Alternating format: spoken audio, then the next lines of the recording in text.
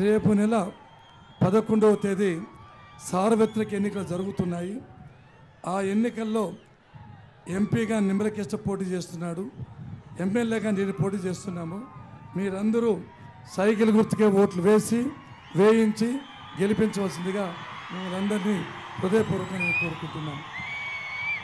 ప్రజల కోసం అహర్నిశలు కృషి చేస్తున్న ఈ రాష్ట్రానికి ఒక దశ నిర్దేశించగల శక్తి గల ఏకైక నాయకుడు శ్రీ నారా చంద్రబాబు నాయుడు గారు.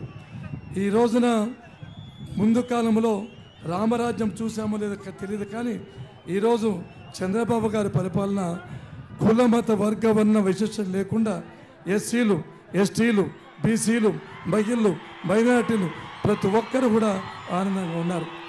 భారతదేశంలో ఏ రాష్ట్ర ప్రభుత్వం కూడా చేయలేని కార్యక్రమాలు చేశాం. మీ అందరినీ కోరుకుంటున్నా, ఇది కరెక్ట్ సమయము. తిరిగి చంద్రబాబు నాయుడు గారు అధికారంలోకి రావాలి. కారణం ఏమంటే ఈ రాష్ట్రం 3 పువ్వులు 6 కాయలుగా అభివృద్ధి చెందాలన్నా, అమరావతి నిర్మాణం జరగాలన్నా, నదుల అనుసంధానం జరగాలన్నా, ఈ రాష్ట్రం అభివృద్ధి జరగాలన్నా చంద్రబాబు నాయుడు గారే ఏకైక నాయకుడు. ఆయనకు తప్ప వేరే గత్యంతరం లేదు.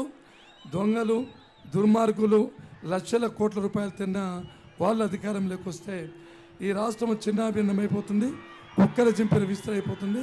కాబట్టి మీ అందరినీ కోరేది, విఘ్నులైన మీరు ఈరోజు తగిన గుణపాఠం వైఎస్ఆర్సీపీ చెప్పాలి. ఎన్నికల్లో తెలుగుదేశం పార్టీని అత్యధిక మెజార్టీతో గెలిపించాలని మీ అందరినీ కోరుకుంటూ, ఇప్పుడు కొత్త చెరువు ఎక్స్ సర్పంచ్ చెన్నారెడ్డి